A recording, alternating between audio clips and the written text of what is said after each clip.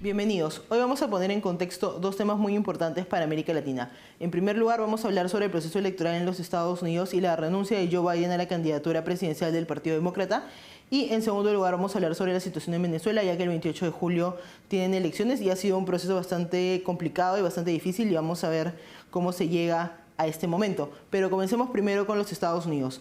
Luego del intento de asesinato de Donald Trump hace menos de 2 semanas, el Partido Republicano ha generado un mensaje de unidad detrás de su candidato. Eso lo se vio en la convención republicana, a pesar de tener figuras que estaban en contra de la candidatura de Donald Trump, que postularon en contra de él. Luego de lo ocurrido había un mensaje de unidad completo y de unidad también hacia el país, ¿no? De ir más allá de este discurso del odio. Y queda un poco en el aire qué es lo que iba a pasar con el Partido Demócrata, porque luego de, digamos, el performance de Joe Biden en el debate y de todo lo que había venido ocurriendo, no quedaba claro si iba a ser el candidato o no. Comenzaron a haber varias filtraciones de que de repente renunciaba. Él descartó esa posibilidad, pero finalmente hace unos días anunció a través de su cuenta de Twitter que renunciaba a la posibilidad de reelegirse como presidente de los Estados Unidos, y además que anunciaba también su apoyo a su vicepresidenta, a Kamala Harris, lo cual ha generado bastante controversia porque podría significar que el candidato del Partido Demócrata que termine en la elección presidencial va a ser una persona que no ha recibido ni un solo voto en las primarias, y vamos a analizar qué podría implicar esto para Estados Unidos y también cómo es que va a cambiar el panorama político. Para hablar sobre este tema nos acompaña desde Toulouse, Francia, el geopolitólogo César Sabas, y también nos acompaña desde Lima, Perú, el abogado Lucas Gersi. Bienvenido, César. Muchas gracias, Araceli. Bienvenido, Lucas. Gracias, Araceli, muy buenos días y un saludo también a César, muy feliz de estar acá con ustedes. César, me gustaría comenzar preguntándote, porque hemos hablado bastante sobre este proceso electoral, ¿cómo analizas tú la renuncia de Joe Biden y en qué contexto se ha dado? Bueno, ya se esperaba porque había una fuerte presión dentro del Partido Demócrata, especialmente el ala de la señora Pelosi y justamente Barack Obama, que estaban presionando fuertemente para que Joe Biden se retirase de la contienda presidencial, especialmente después de su desastrosa actuación en el debate presidencial, cosa que para las personas que hemos seguido la política norteamericana y hemos visto la presidencia de Joe Biden era sumamente esperado. Se esperaba que él hiciera ese tipo de actuación, y más bien nos sorprende que el Partido Demócrata no haya actuado muchísimo antes, porque claramente él no estaba en condiciones para ser candidato presidencial. Y más bien el Partido Demócrata trató de hacer todo lo posible para tapar el estado de salud mental de Joe Biden, e inclusive decir de que era mentira, era una especie de bulo, los comentarios y las preocupaciones que había en torno a su estado de salud mental. Pues bueno, ahora hemos visto que en efecto habían dos tendencias fundamentales dentro del Partido Demócrata. Por lo menos esto ha despejado un poco la duda de quiénes estaban detrás de Joe Biden todo este tiempo. Y en efecto parece que el matrimonio Clinton han estado detrás de Joe Biden, y eran los que estaban detrás de la candidatura de Joe Biden, e inclusive pujando para que se mantuviese aún así en la contienda presidencial. Después del atentado fallido a Donald Trump, evidentemente que hay una subida en las encuestas. Donald Trump queda como una figura muy fuerte dentro del electorado norteamericano, especialmente esa última foto en la cual él es sangrando con el puño levantado, la bandera detrás, y por supuesto es una imagen que contrasta con un presidente mentalmente bastante ido y bastante envejecido y debilitado. Entonces desesperadamente tenían que hacer algo para tratar de cambiar la tendencia. Y pues bueno, la salida de Joe Biden, suplantándolo por otra candidatura, evidentemente más joven, es lo más lógico que ellos puedan tener para tratar de salvar estas elecciones. Y Lucas, quería preguntarte también sobre esto, porque creo que una cosa que se daba es que siempre se tuvo claro que si renunciaba, el mensaje iba a ser que Joe Biden dejaba sus intereses personales a favor de la democracia y a favor de salvar la democracia en los Estados Unidos, y es específicamente esa la narrativa que se está imponiendo en estos momentos. ¿Tú consideras que es un acto heroico la renuncia de Joe Biden? ¿Y qué es lo que cree que nos termina revelando del Partido Demócrata? A ver, yo la verdad estoy muy preocupado por lo que está ocurriendo porque demuestra un deterioro pronunciado de la institucionalidad en los Estados Unidos de América.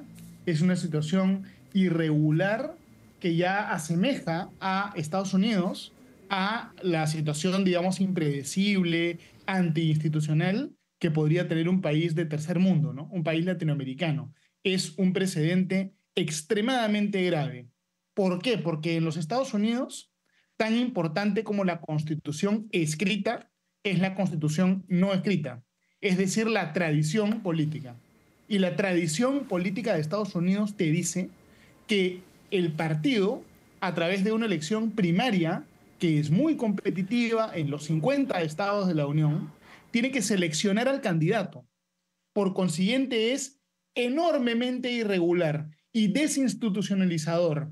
Es casi un golpe de Estado suave, un golpe de Estado soft, que después de la elección primaria se caiga el candidato. Es algo gravísimo, es un precedente gravísimo, que esperemos que no se repita nunca más, porque degrada la democracia en los Estados Unidos de América. El señor Biden ya había sido seleccionado como el candidato. Entonces, querer a último minuto, sin primaria, así de manera informal, sacarlo y poner a otro, es en el fondo una especie de puñalada por la espalda a las bases del Partido Demócrata. Una cosa totalmente distinta, ¿no es cierto?, es que el señor Biden fue un irresponsable queriendo postular cuando todo el mundo sabía que no estaba en condiciones de postular. Entonces, una primera falla de Joe Biden al ser un candidato irresponsable a la reelección. Y una falla todavía mayor, ¿no? Una falla más grave todavía es la presión irregular para retirarlo antiinstitucionalmente. Yo creo que lo menos malo que podría pasar es que quede Kamala Harris como candidata del Partido Demócrata, que es lo que el mismo Joe Biden ha dicho. Eso sería lo menos malo. Lo peor que podría pasar es que por la ventana metan a cualquier otro candidato, ¿no? Y Obama creo que mencionó a un gobernador, hay varios que quieren ser candidatos distintos a Kamala Harris, ¿no? Y sería pues eso muy grave, porque ya iría totalmente en contra de la predictibilidad y de quien se esperaba que acompañaría a Joe Biden. Es gravísimo, ¿eh? La traición, la defraudación al resultado de las elecciones primarias es algo prácticamente un acto de felonía en la política que no es propio de un país de primer mundo institucional, sino que es propio de un país bananero latinoamericano de tercer mundo o cuarto, quinto mundo, ¿no? Entonces, preocupado por el deterioro de la institucionalidad en América Latina, en Estados Unidos, que ya aparece América Latina, ¿no? Muy preocupado, y ojalá se pueda restaurar la institucionalidad venida menos de este país, ¿no? Ese tipo de maniobras de este tipo hacen un daño tremendamente grave. Estoy muy preocupado, ¿no?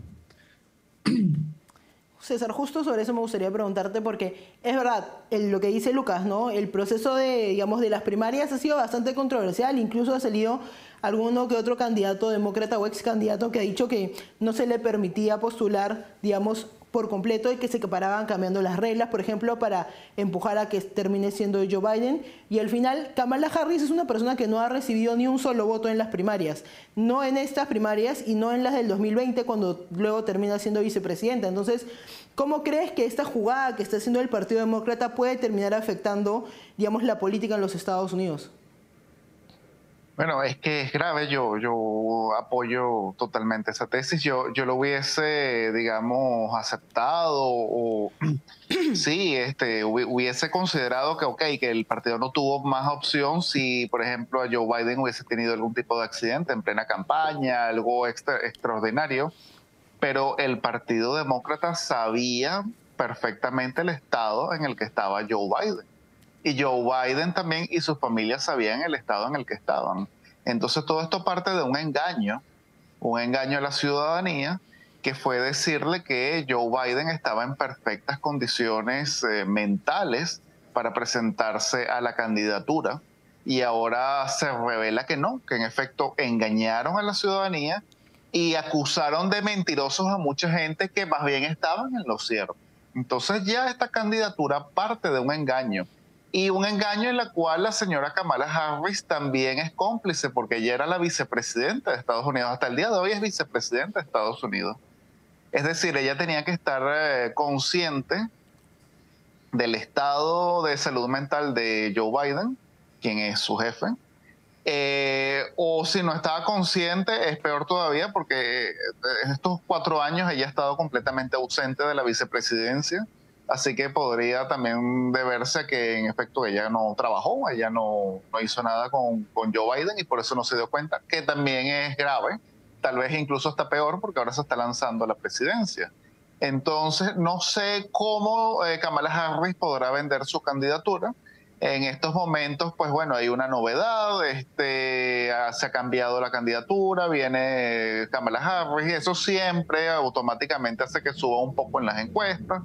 Hay, digamos, esta emoción inicial, pero ahora viene la campaña, que es que la señora Kamala Harris tendrá que demostrar cuál fue su gestión en la vicepresidencia. Lo veo muy difícil porque fue una vicepresidencia bastante ausente y no sé de qué forma pueda convencer al electorado de que esta candidatura es legítima. Creo que va a tener serias dificultades y en parte por eso creo que muchos altos representantes demócratas que podrían ser estrellas en ascenso, como el gobernador Newsom, por ejemplo, de California, se apuraron a apoyar a Kamala Harris para que sea la candidata presidencial porque no quieren quemarse en estas elecciones, perdiéndolas, y prefieren que sea ella la que lleve la responsabilidad. Justamente en toda esta semana, entre que Joe Biden hacía su renuncia, daba su apoyo a Kamala Harris, había mucha controversia porque no se le veía. Ha terminado dando un mensaje a la nación en la que ha hablado de un país con una economía bastante próspera, con un mejor control de la inmigración. Ha dejado a entender que el Partido Demócrata está dejando un legado positivo en los Estados Unidos durante su gestión. Yo quería preguntarte, antes de entrar ya al tema de Kamala Harris a full, si tú crees que este mensaje de Joe Biden se condice con la realidad de los Estados Unidos hoy. Correcto. A ver, yo quiero manifestar mi acuerdo con todo lo que ha mencionado César. Quiero también señalar que lo que ha hecho el Partido Demócrata, tanto Joe Biden como la gente que lo presionó, está mal por todos lados, es irresponsable por todos lados y la población lo va a castigar, ¿no es cierto? Tanto los independientes como los mismos demócratas van a sentir, yo creo, asco de esto, y esta situación disminuye aún más las posibilidades de éxito del Partido Demócrata, ¿no? Es decir, yo creo que hay una posibilidad de una victoria bastante contundente para el candidato Donald Trump. Ahora bien, ¿no? Ciertamente en Estados Unidos la economía ha tenido una recuperación rápida, pero esa recuperación rápida ha sido consecuencia, en primer lugar, de que simplemente estamos recuperando la caída irregular de la economía por la pandemia. Además, la recuperación rápida de la economía se ha producido a costa de una inflación alta, a costa de mucho gasto público, a costa de un aumento del déficit público de los Estados Unidos. Entonces tampoco es que Joe Biden sea una especie de salvador económico, ¿no?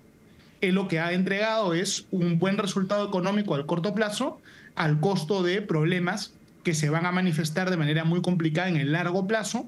Entonces yo creo que no es tampoco un mago económico que ha tenido una gestión de regular para abajo, seguramente, y que eso se va a manifestar más adelante. Justamente ahora nos toca, creo que, hablar sobre Kamala Harris y tratar de hacer una evaluación sobre cuál va a ser el matchup con Donald Trump y cómo va a terminar ocurriendo los próximos meses de la elección. Pero primero vamos a una pausa y volvemos con ese tema.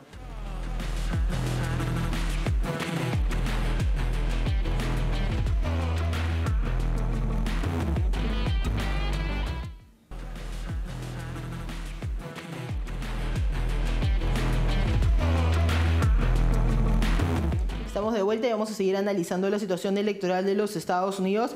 Y César, me gustaría preguntarte ya específicamente sobre Kamala Harris, porque, digamos, es un tema controversial, no solo cómo está llegando, que es algo que ya hemos conversado, sino también el legado que tiene como vicepresidenta en los Estados Unidos, ¿no? Una economía que no se ha recuperado al ritmo que se esperaba, ella específicamente encargada del tema de la migración, incluso se le llamaba la zar de la migración y de las fronteras, y lo que ha venido ocurriendo en los Estados Unidos en los últimos años con respecto a ese tema ha empeorado un poco. Entonces, ¿te parece a ti que va a ser una buena candidata para enfrentar a Donald Trump?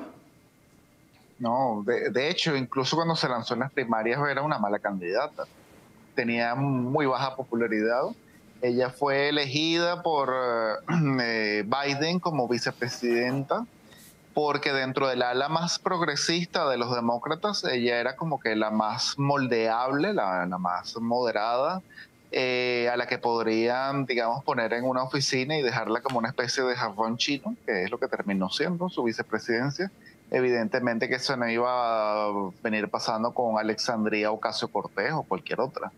Entonces, básicamente, por eso ella es la vicepresidenta. Y en los 4 años de vicepresidencia, pues ha demostrado una completa ausencia.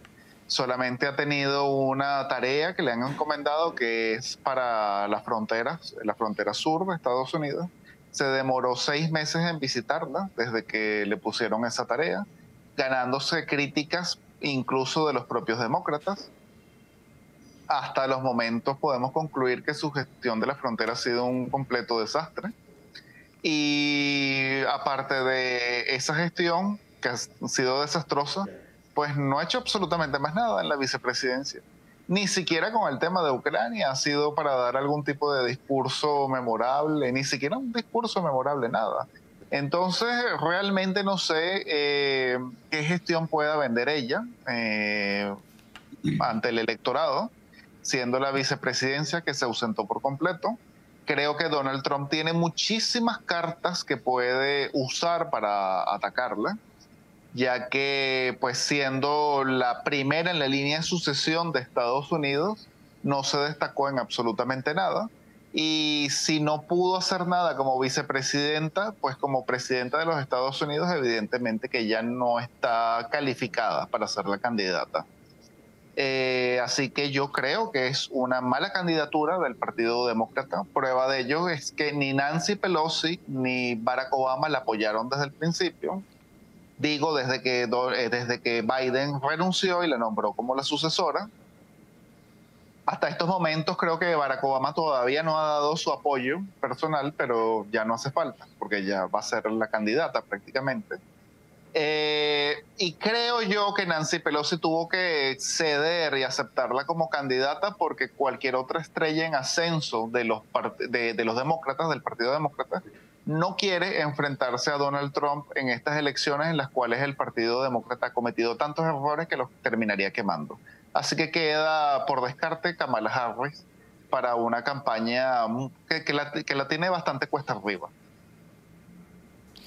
Digamos, una campaña que podría estar destinada a ser como una especie de tapón para que no pierdan por completo el Senado y la Cámara de Representantes, que son también que están, digamos, en el proceso electoral en estos momentos. Pero yo quería ya ir un poco a lo que ha venido ocurriendo en los últimos días después del anuncio de Kamala Harris. Lucas, Donald Trump ha hablado bastante sobre el tema de las finanzas de las campañas y se ha quejado porque se dice que Kamala Harris está usando fondos destinados para la campaña de Joe Biden.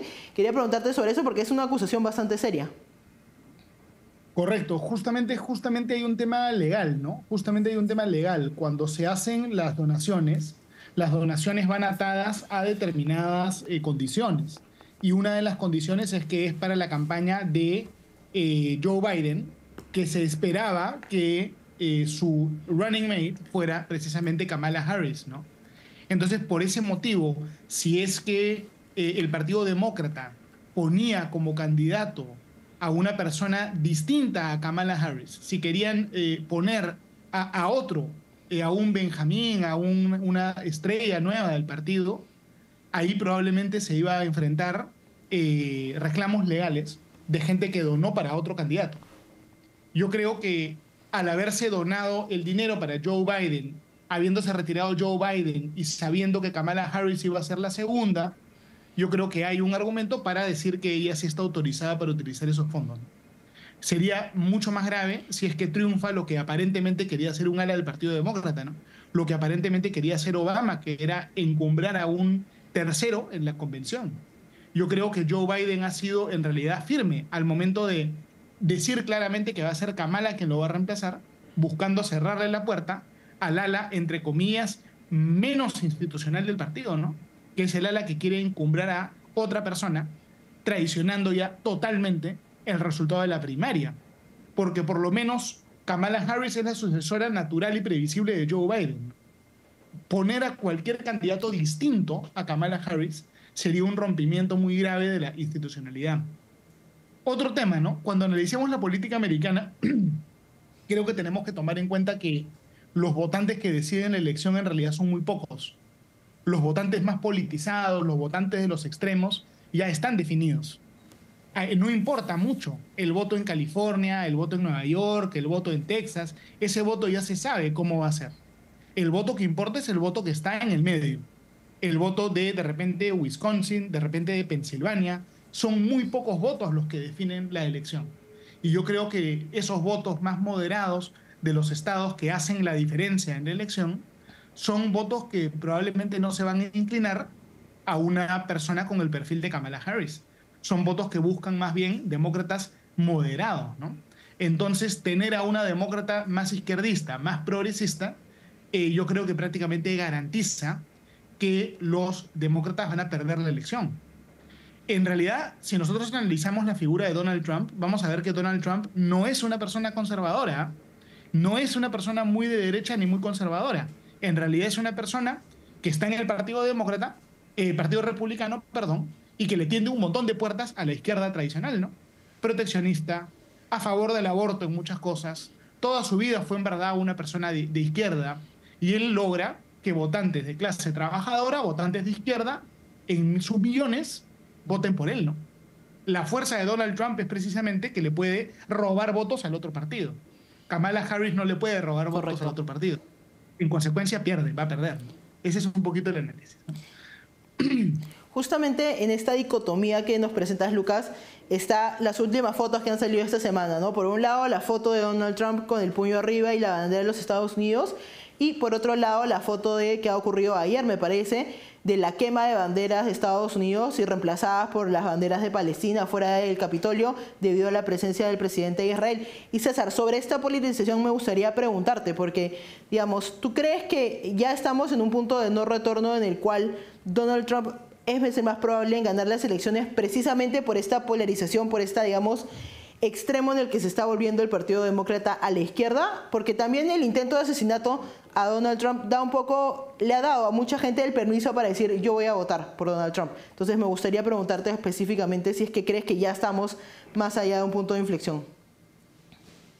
Sí, bueno, todavía queda algunas semanas que pudieran pasar algún tipo de cosas. Creo que a veces caer en el triunfalismo, sobre todo en este escenario, sería muy peligroso. Creo que todavía hay campaña electoral. Creo que incluso viendo las encuestas, aún así Trump vaya adelante, no es una diferencia irreversible por los momentos. Así que no me gusta el término de que ya estamos a un punto de inflexión y nada va a pasar. Creo que la campaña de Donald Trump va por buen camino, como no. Creo que tiene fuerza. Algo muy importante es que han recaudado muchísimo dinero y no han invertido todavía suficiente dinero en los estados claves. Es decir, ahora sí van a empezar a invertir muchísimo dinero en lo que es Wisconsin, Michigan, Pensilvania, que son los estados que van a definir. Así que eso le puede dar incluso más apoyo a la campaña de Donald Trump. Por eso yo veo que va por muy buen camino, pero sí creo que hay que evitar, o por lo menos la campaña de Trump debe evitar la tentación de caer en el triunfalismo y de creer que ya la elección está ganada, porque todavía no está ganada.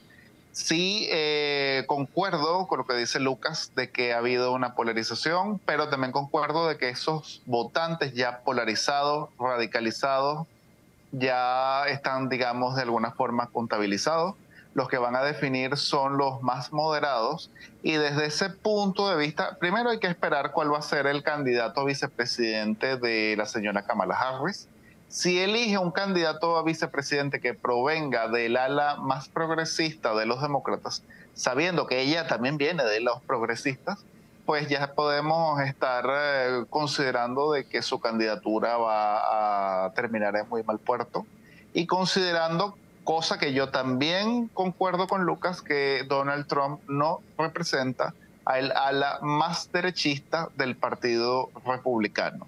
Más bien, gracias a que de alguna forma es un candidato bastante centrista, es que ha podido conquistar muchísimos votos en estados que ya se habían dado por perdido en favor de los demócratas, como por ejemplo Michigan, o en la misma Pensilvania, o incluso en el mismo Ohio, que antes era un estado bastante swing state, y desde la llegada de Donald Trump se ha volcado casi que por completo ser un estado republicano.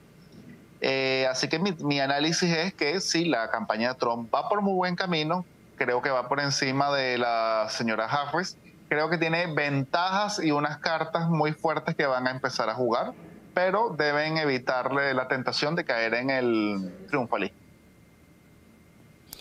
Bueno, ciertamente va a ser un proceso todavía bastante largo, faltan pocos meses, pero dado los últimos 10 días que aparecían meses, claramente tenemos un largo camino por delante para analizar lo que va a venir ocurriendo. Muchas gracias por acompañarnos, César. Muchas gracias a ti, Araceli, fue un gusto. Muchas gracias, Lucas.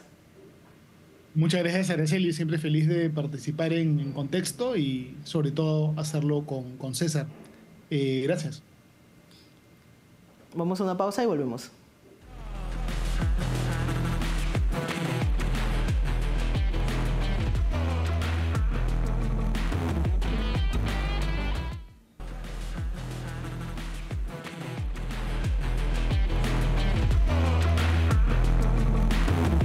Estamos de vuelta y ahora vamos a hablar sobre lo que viene ocurriendo en Venezuela.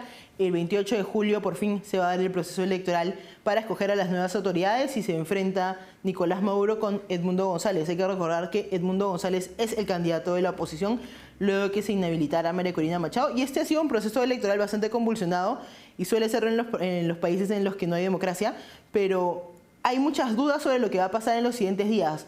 Es más, hay algunas personas que todavía no están seguras si se va a dar un proceso electoral porque creen que a última hora podría terminar cancelándose.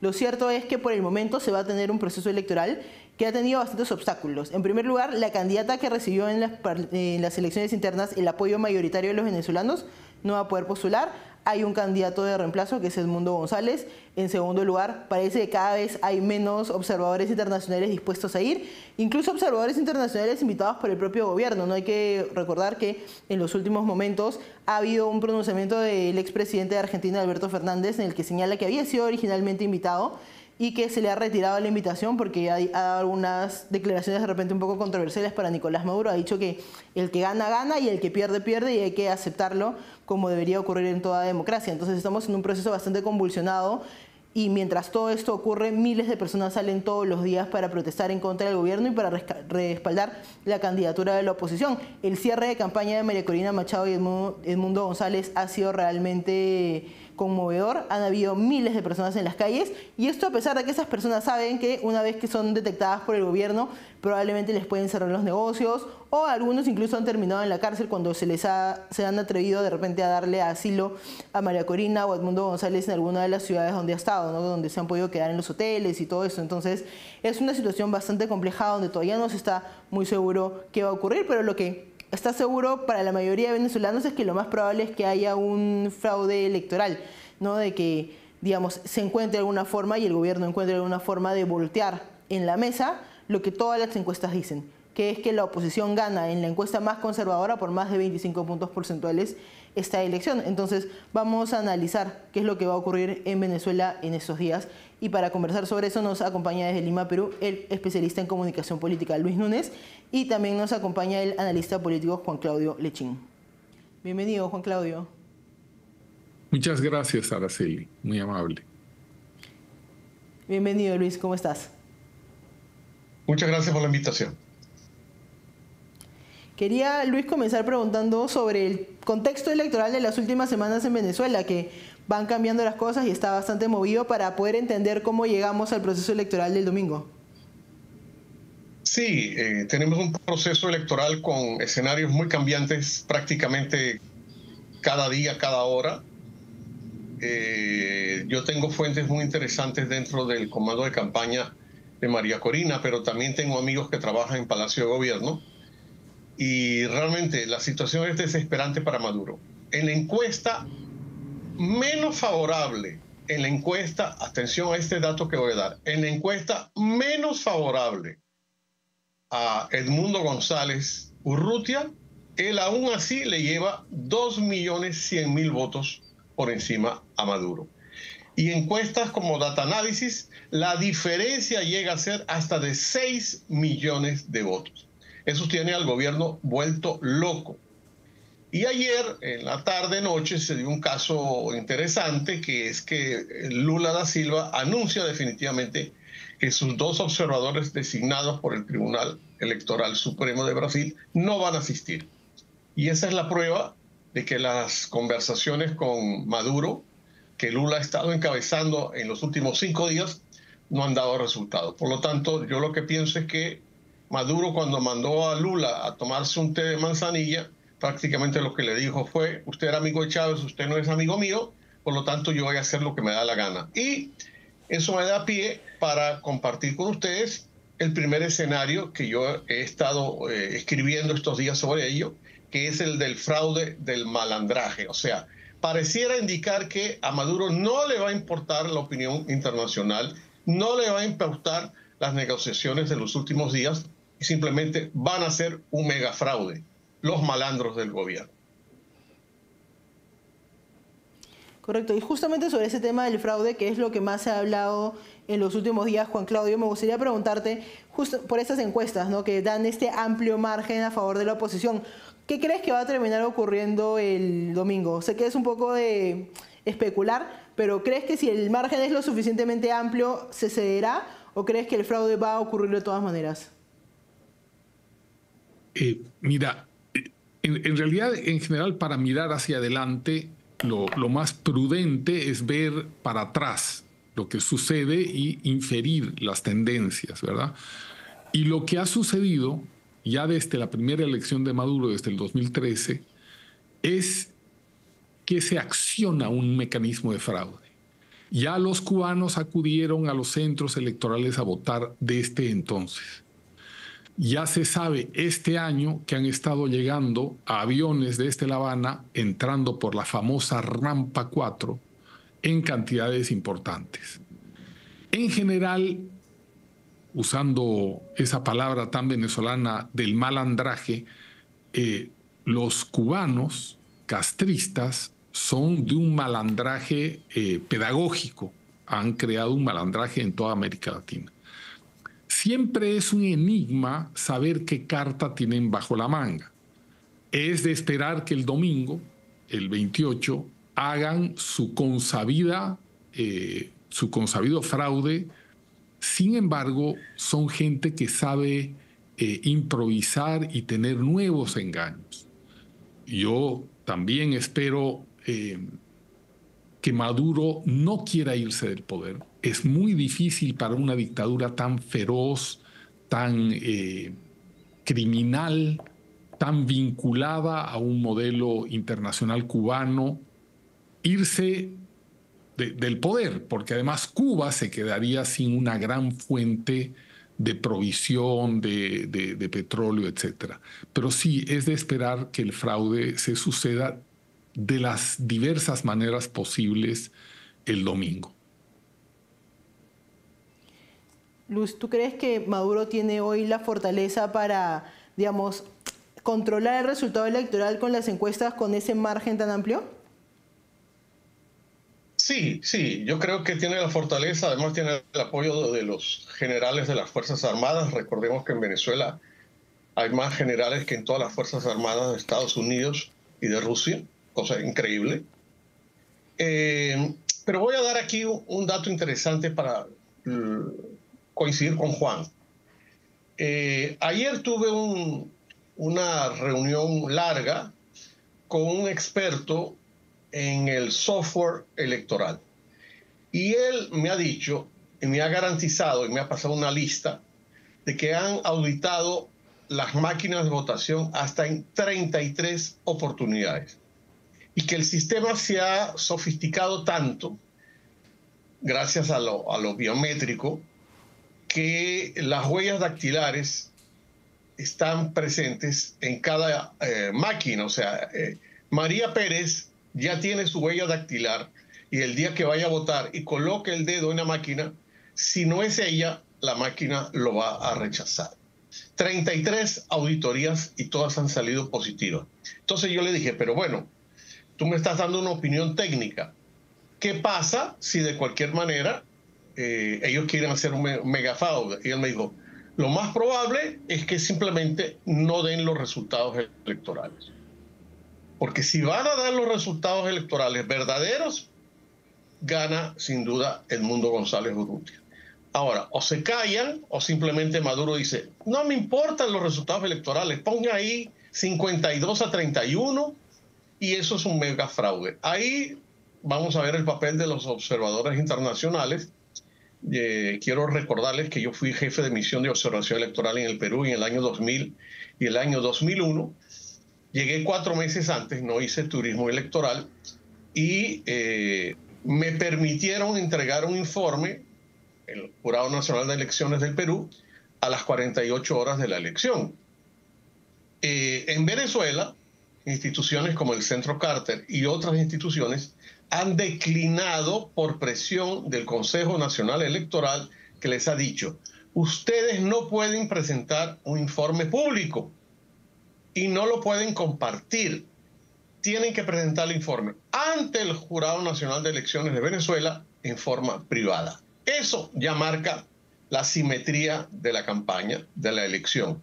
Y recordemos, para empezar, que quien fijó la fecha electoral fue el propio presidente de la República, porque quiere coincidir con el aniversario natalicio, se supone, de Hugo Chávez Frías, como diciendo, la elección se va a hacer cuando yo diga y en homenaje al caudillo. Justamente sobre el tema de los observadores y, digamos, la presencia internacional, me gustaría preguntarte, Juan Claudio, porque ha ocurrido algo bastante interesante. Justo también lo mencionaba Luis antes. Lula da Silva ha estado dando declaraciones de que debería haber un proceso electoral más amplio. Por otro lado, también se ha hablado, bueno, Gustavo Petro también ha sido bastante crítico. Y últimamente Alberto Fernández, el expresidente de Argentina, que es, digamos, de izquierda claramente y sin ningún tipo de duda, justo ha dicho ahora hace unas horas de que no va a participar del proceso electoral porque le ha llegado una carta diciéndole que tal vez él no debería ir, porque ha dicho que si es que el que gana, gana y el que pierde, pierde, y ese debería, digamos, respetarse los resultados electorales. ¿Cómo interpretas tú que los aliados naturales del chavismo en América Latina estén poniendo el parche desde antes de la elección? Eso en realidad, en lugar de darme ánimos, me preocupa, porque ellos son una mafia internacional. Ellos no son gente nivelada, gente ecuánime que va a reconocer el triunfo en el otro. Ellos se apoyan mutuamente. No nos olvidemos que Lula, gracias al dinero de Lula, sube Evo Morales en Bolivia. Y junto con el apoyo del embajador norteamericano, que terminó siendo agente cubano, Rocha. O sea, entre ellos siempre ha habido una componenda. Sí, la incógnita siempre ha sido dónde urden esta componenda, y la respuesta natural ha sido siempre en La Habana. Ahora, ¿por qué hay esa desmarcación? Es lo que me llena de intriga, porque en general ellos están para apoyarse.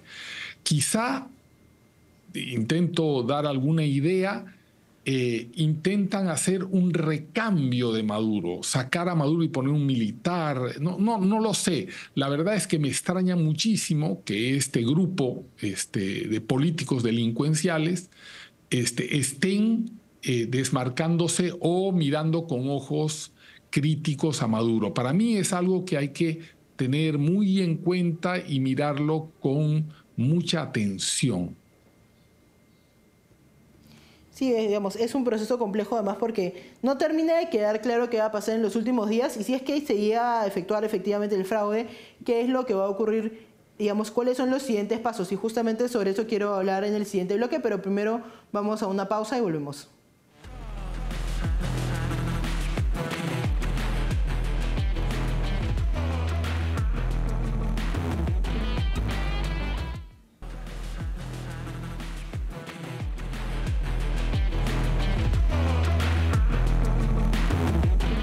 Estamos de vuelta y estamos hablando sobre la situación en Venezuela a puertas de un proceso electoral el 28 de julio. Luis, me gustaría preguntarte sobre este tema. Hemos hablado bastante de la posibilidad de un fraude que no se den los resultados que las encuestas dicen hoy, que sería que la oposición ganaría por un amplio margen. Si eso llegara a ocurrir, si es que no gana la oposición y se queda Nicolás Maduro en el gobierno, ¿qué es lo que pasaría a continuación? Digamos, ¿cuáles serían las consecuencias de este resultado? Antes de contestarte esa pregunta y en apoyo a lo que dijo Juan, hay encuestas de profundidad que marcan que hasta el 60% del chavismo, ellos mismos quieren un cambio de Maduro. Creen que eso es una carta impresentable ante la comunidad internacional. Aquí tenemos diversos asuntos para lo que pueda pasar el domingo y la madrugada del lunes. Que se consume este megafraude, la transición negociada que ha intentado Lula bajo la presión internacional parece que no va a permitir que Maduro acepte los resultados, apoyándose en las Fuerzas Armadas, apoyándose en su ministro de Defensa. Pero también hay otros escenarios que se pueden presentar, por ejemplo, de aquí al domingo que se retire la candidatura de Edmundo González Urrutia, que Padrino López, el ministro de Defensa más longevo de la historia, no por edad, sino porque ningún ministro de Defensa en ningún país ha durado 10 años y pueda dar un autogolpe, que se postergue la elección diciendo que va a haber una invasión de Guyana, como el tema limítrofe lo han manoseado tanto en los últimos meses, o lo que dijo Maduro, unos ríos de sangre. Todo sobre todo el último, es la estrategia de las últimas semanas. No salgan a votar, va a haber problemas en las mesas, va a haber violencia, mejor se queden en su casa. Claro, ellos saben que si la gente sale a votar, la diferencia va a ser muy grande y el megafraude va a ser más difícil de hacer. Para los que estamos fuera, antes que tú me lo preguntes, mira, 7,5 millones de venezolanos estamos fuera y solo van a votar en todo el mundo 69,000. En Lima, por ejemplo, donde yo vivo, solo van a votar 660 personas de más de 1 millón de venezolanos que hay en el Perú. Eso es parte de la asimetría de un poder electoral absolutamente comprado y donde la gente que quiera consultar la vida del señor Elvis Amoroso, el presidente del Jurado Nacional de Elecciones, va a ver un hombre militante, feroz, convicto y confeso del socialismo del siglo XXI, acompañado de estos impresentables internacionales que algunos están como sacándole el asunto a ir a Venezuela, como es el caso del expresidente Fernández, o de algunos que no van a poder entrar, como los expresidentes de Costa Rica y de México, porque ya les dijeron que no les van a permitir entrar, o periodistas que no les permiten entrar y periodistas que ya han sido expulsados. Hace pocas horas expulsaron a un periodista argentino. Justo sobre eso me gustaría hacerte una repregunta cortita de ¿qué opinas tú de los pronunciamientos de Lula da Silva, de Petro, de Alberto Fernández? ¿Cómo interpretas tú que esto esté ocurriendo? Porque no se quieren comprometer con este megafraude y entonces están sacándole el poto a la jeringa, como se dice, ¿no? Pero parece un poco tarde porque, como explicó Juan, esto es una mafia internacional apoyada por el Grupo de Puebla, por el Foro de Sao Paulo, pero mira Lula, creador prácticamente del Foro de Sao Paulo, y ahorita Maduro no le está haciendo caso. Ellos no quieren terminar de hundirse con el dictador, entonces lo acompañan al borde del precipicio, pero no se van a tirar con él a la basura, porque además Petro tiene sus propios problemas y Brasil tiene una agenda nacional e internacional muy complicada como para venirle a dar apoyo a este malandro de barrio. Bueno, y ya entrando también al panorama internacional, dejando un poco la política interna, Juan Claudio, me gustaría preguntarte, porque estamos todos muy atentos de lo que está pasando en Venezuela, pero quería preguntarte justamente por qué. O sea, ¿por qué es tan importante lo que pasa en Venezuela para el resto de América Latina? Venezuela se ha constituido, junto con Cuba, en las dos llaves de la tiranía o la democracia. O sea, si en Venezuela o Cuba cambia el régimen y se democratiza, podríamos estimar que la democracia, la transparencia, la división de poderes, el respeto a los derechos humanos volvería paulatinamente a América Latina. El tamaño de Venezuela hoy es inmenso, como lo fue en el pasado para involucrar al continente dentro del socialismo del siglo XXI. Es con la llegada de Chávez que sucede ese avance permanente, sistemático y constante del socialismo del siglo XXI y se expande por todo el continente hasta lograr que hoy, salvo Argentina y Perú, de los países grandes de América Latina, el resto están tomados por el socialismo del siglo XXI. De tal manera que la elección de Venezuela es fundamental porque ayudaría a la recuperación de los vientos de democracia, de decencia, de economías más estables, de retorno de venezolanos a Venezuela, que lo quieran, y los que quieren quedarse afuera, que no sea pues el tren de Aragua el que marque la agenda de muchos países del continente y que mancille a un pueblo venezolano. Correcto. Y para terminar, Luis, me gustaría preguntarte, ¿cuál es el rol de la comunidad internacional, digamos, en este proceso electoral y qué pueden hacer las personas que están siguiendo este proceso? Yo creo que están mirando, como dice Juan, con mucha expectativa. Alguna gente me ha dicho, pero dame una fecha y un lugar donde pudo haber una transición. Bueno, el caso chileno, con el plebiscito donde ganó el no en 1988, dicen que Pinochet ese día se negó a aceptar los resultados, pero al día siguiente se dio cuenta de que había perdido y a los 2 años ya estaba retirado del poder, a pesar que todavía conservaba el poder militar. La comunidad internacional no puede hacer demasiado porque los van a llamar intervencionistas, imperialistas, pero sin duda, si hay un megafraude, yo estoy seguro que desde Naciones Unidas, de la Unión Europea y de otras fuentes regionales e internacionales se va a sentir la voz.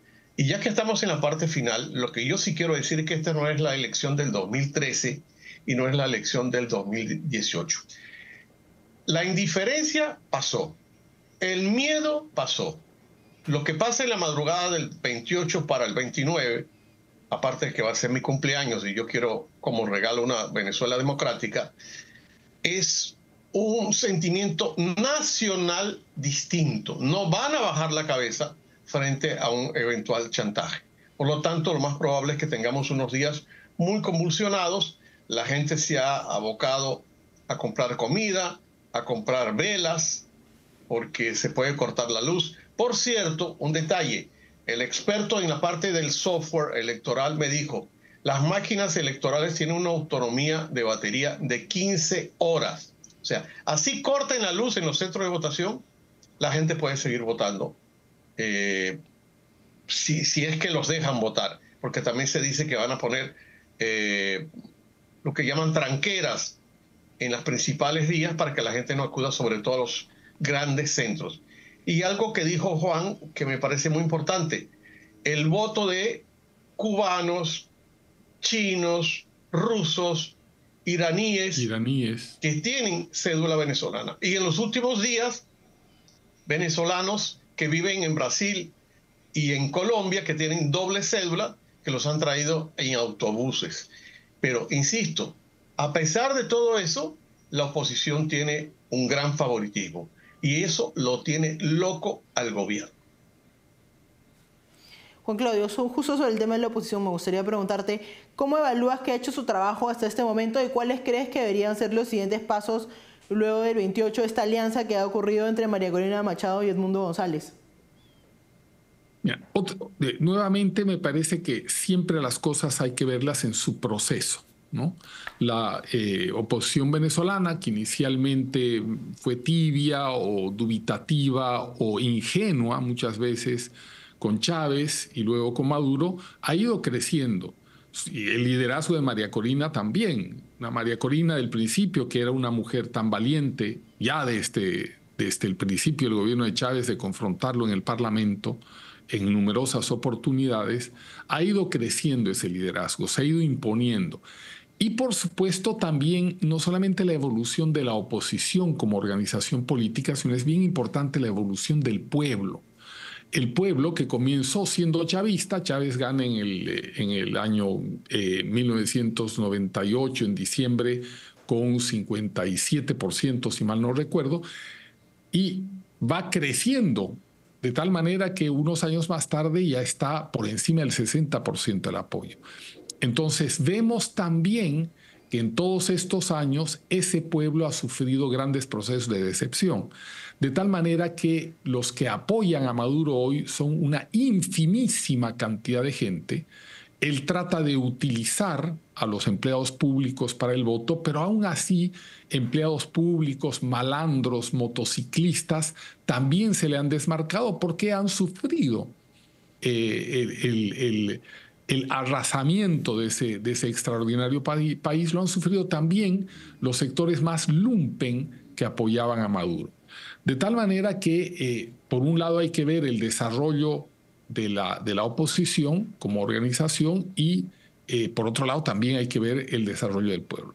Y creo que hay que hacer, hay que tener siempre un plan de contingencia para el caso, y no me cabe la menor duda que una campaña de oposición tan sofisticada como ha llegado a ser ahora, tenga muchos planes de contingencia, entre ellos, por supuesto, las movilizaciones, ya no una movilización del tipo tajante del 2015, que salió 1,5 millones de personas a las calles, sino son movilizaciones escalonadas, movilizaciones relámpago, o sea, mantener no solamente dentro de Venezuela, sino en las embajadas venezolanas en el exterior, la noticia permanente, la movilización permanente que esté generando un roce, un debilitamiento al prestigio nacional e internacional de la dictadura.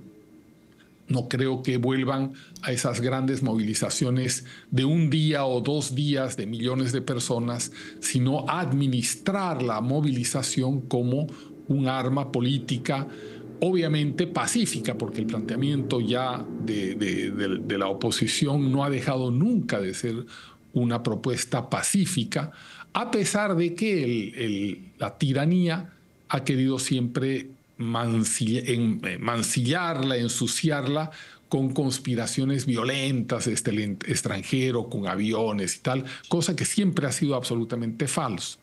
Creo que este es un momento especial. Creo que la gran ventaja de este domingo es que en el momento de la acción es cuando se puede ver las fisuras en el ejército. No se van a ver antes las fisuras en el ejército, porque es un ejército que se está cuidando, tienen control cubano milimétrico a ellos y a sus familias, eso es absolutamente conocido. Entonces no pueden pronunciarse de antemano, pero sí en el momento determinado de los hechos se van a ver las fisuras, y esas fisuras la oposición creo que ya tiene la madurez para convertirlas en grietas y lograr el retorno a la democracia en Venezuela. Y un detalle final, el periodo que va desde el 29 de julio hasta el 10 de enero, que sería la toma de posesión del nuevo presidente.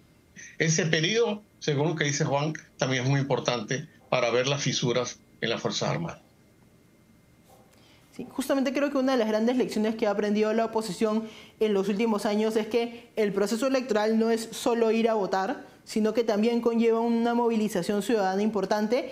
Y además otro punto que no hemos podido conversar, pero que la oposición ha logrado certificar fiscalizadores en todas las mesas de votación en Venezuela, que también, digamos, es un punto a favor de tener un ejercicio democrático fuerte por parte de la oposición. Así que seguramente estaremos la próxima semana analizando los resultados electorales del domingo. Muchas gracias por acompañarnos, Juan Claudio. Muchísimas gracias. Muchas gracias. Hasta luego. Espero que tengas un buen regalo de cumpleaños. Vamos a una pausa y volvemos. Muchas gracias.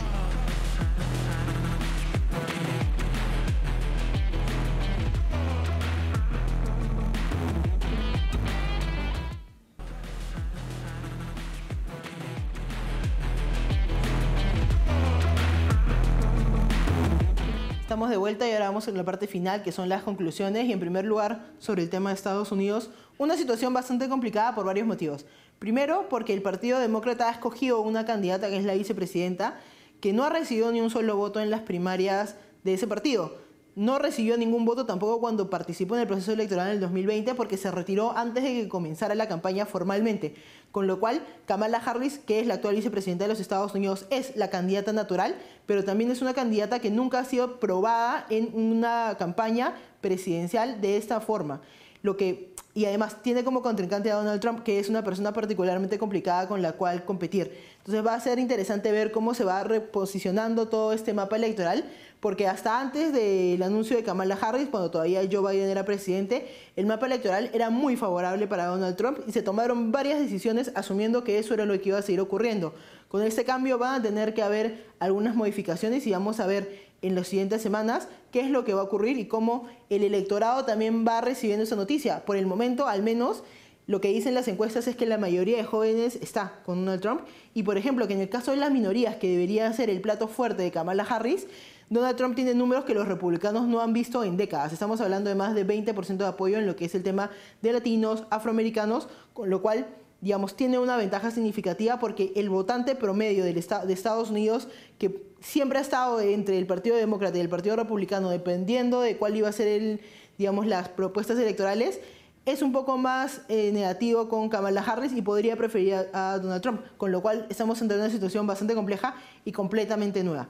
Por otro lado, también tenemos la situación electoral de Venezuela que se resuelve este domingo 28 de julio, un proceso electoral bastante accidentado con varios cambios, pero al final se está logrando una candidatura de la oposición bastante sólida. Estamos hablando de la candidatura de Edmundo González con María Corina Machado con el apoyo incondicional que ha dado en las últimas semanas y en los últimos meses. Y lo que vamos a ver que ocurra en estos días. Nuestros invitados nos han hablado bastante de esto, ¿no? Un posible fraude electoral para que el Ejecutivo de Nicolás Maduro mantenga el poder en Venezuela.